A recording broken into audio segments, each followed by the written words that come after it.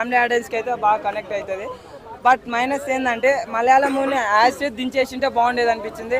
ఇంకా ఏంటంటే fight scenes కూడా అంత ఇంపాక్ట్ అనిపించాలి. ప్లస్ పాయింట్లు వచ్చేసి ఎంఎం కారావని బ్యాక్గ్రౌండ్ మ్యూజిక్, అల్లా నరేష్ యాక్టింగ్ ఎప్పుడైతే విలన్ ఎంటర్ అవుతారో ఇవైతే ప్లస్ పాయింట్లు చాలా బాగా అనిపిస్తుంది. ఈ సంక్రాంతి కుర్చీ ట్రెండ్ మాత్రం చాలా బాగా వైరల్ అవుతుంది. గుంటూరు కారంలో కుర్చీ మార్త పెట్టి ఈ సినిమాలో అటు కుర్చీ ఇటు కుర్చీ ఈ రెండు కుర్చీలు అయితే ఎక్కడ మర్చిపోతలేరు. అంటే ఈ సంక్రాంతికి ఏ మూవీ ఫస్ట్ చూడాలంటే హనుమాన్ చూడాలి, తర్వాత నా సామిరంగా, థర్డ్ గుంటూరు కారం, ఫోర్త్ సైంధు. ఈ మూవీస్లో అయితే ఫస్ట్ నెంబర్ 1 హనుమాన్, నా సామిరంగా ఉండేవి. సినిమా విషయానికి వస్తే పర్లేదు, ఇంకా ఆడియన్స్కి అయితే బాగానే, ఫ్యామిలీ ఆడియన్స్ అయితే కొద్దిగా ఎంజాయ్ చేయొచ్చు, మరి అంత దారుణంగా కాకుండా. కాకపోతే యాక్చువల్ మలయాళం మూవీ లాగా తీసింటే బాగుండేది అనిపించింది.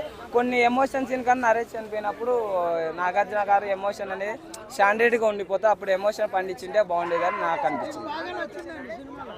నాకు బాగా నచ్చిందంటే సినిమా బ్యాక్గ్రౌండ్ మ్యూజిక్ చాలా బాగా నచ్చింది. విలన్ ఎప్పుడైతే ఎంట్రీ ఇస్తారో అప్పుడు ఎంగేజింగ్ అనిపిస్తుంది ఆ సీన్స్. హీరోయిన్ అంటే కొద్దిగా ఓ రకంగా అంత హెవీ అయితే చేయలేదు. ఇంకోటి సినిమాకి తగ్గట్టు నాగార్జున గారిని కూడా చేపిస్తే బెటర్, ఎందుకంటే ఎప్పుడు మన్మథరాజు లాగానే చూపించి ఆ సినిమా వల్ల మైనస్. ఎందుకంటే ఆ సినిమాలో మన్మథరాజు లాగా ఎప్పుడు చూసుక మన్మథరాజు లాగా చూపించకండి, ఎందుకంటే కొద్దిగా డిసప్పాయింట్ అవుతాం. నేను మలయాళం చూసినాను, దాంట్లో అలా ఏం చూపించారు, అది చాలా బాగుంటుంది. కానీ దీంట్లో ఇట్లా మన్మథరాజు లాగా కాకుండా స్టోరీ పరంగా చూపిస్తే బాగుంటుందని నా ఒపీనియన్. సినిమా విషయానికి వస్తే పర్లేదు, ఓ రకంగా ఉంది, చూడవచ్చు. బాగుంది, ఫుల్ ఎంజాయ్ చేస్తారు. అన్నా సంక్రాంతికి అందరు వెళ్తారు కదా విలేజ్ కి, కొంచెం జాగ్రత్త, మీ ఇంటికి తాళాలు జాగ్రత్తగా వేసుకోండి, ఎందుకంటే మీ ఇంట్లో పడచ్చు దొంగ. సూపర్ గా ఉంది నా సామి రంగా, నా సామి రంగా. మేడం పాటలు అయితే ఎంఎం కీరవాణి గారు ఏం మ్యూజిక్ ఇచ్చినారు మేడం, నిజంగా అయితే చెప్తున్నాను కదా, పిచ్ అంటే పిచ్ ఎక్కుతుంది మేడం. రామ్ మిర్యాల గారు ఒక సాంగ్ వాడినారు,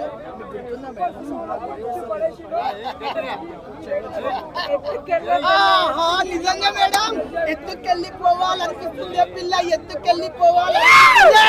నిజంగా హీరోయిన్ చూస్తే ఎత్తుకెళ్ళిపోవాలనిపిస్తుంది. నెక్స్ట్ లెవెల్ మూవీ అయితే, నెక్స్ట్ లెవెల్. అల్లరి నరేష్ గారి క్యారెక్టర్ మేడం నిజంగా సెకండ్ హాఫ్ లో అల్లరి నరేష్ కానీ ఏడిపించేశాడు మేడం. అల్లరి నరేష్ అంటే కామెడియన్ కాదు, కామెడీ అయితే నిజంగా మేడం చాలా బాగుంది. కామెడీ అయితే నాగార్జున గారి పర్ఫార్మెన్స్ అయితే నిజంగా చెప్తున్నాను, నాగార్జున గారు మా తాత దగ్గర ఉండేది టీవీఎస్ లూనా, మా తాత దగ్గర ఉండేది టీవీఎస్ లూనా, కింగ్ అన్న నాగార్జున మన్మధుడు. నా స్వామిరంగా నాకైతే యావరేజ్ అనిపించింది అన్న. మూవీలో అయితే రెగ్యులర్ కమర్షియల్ ఎలిమెంట్స్ ఉన్నాయి, కొత్తగా అంటూ ఏం లేదు. నేను ఇందులో పాజిటివ్స్ గురించి మాట్లాడాలి అంటే నాగార్జున స్క్రీన్ ప్రెజెన్స్, ఇంకొకటి వచ్చేసి అల్లరి నరేష్ యాక్టింగ్, అలా అండ్ ఇంకొకటి హీరోయిన్స్ కూడా చాలా క్యూట్గా ఉన్నారు, బాగున్నారు. అండ్ ఇంటర్వెల్ బ్యాంగ్ ఒకటి, క్లైమాక్స్ కూడా చాలా బాగున్నాయి మూవీస్లో. అక్కడ బీజం అదిరిపోయింది. నెగిటివ్ విషయానికి వచ్చేస్తే రెగ్యులర్ కమర్షియల్ మూవీ ఉండడం వల్ల కొద్దిగా అంత ఇంపాక్ట్ అనిపించదు. సాంగ్స్ కూడా అంతగా వినాలనిపించదు, ఒక నార్మల్ సాంగ్స్ ఉన్నట్టు ఉంటాయి. ఒక్క సాంగ్ కూడా మళ్ళీ వినాలనిపించి ఉండదు.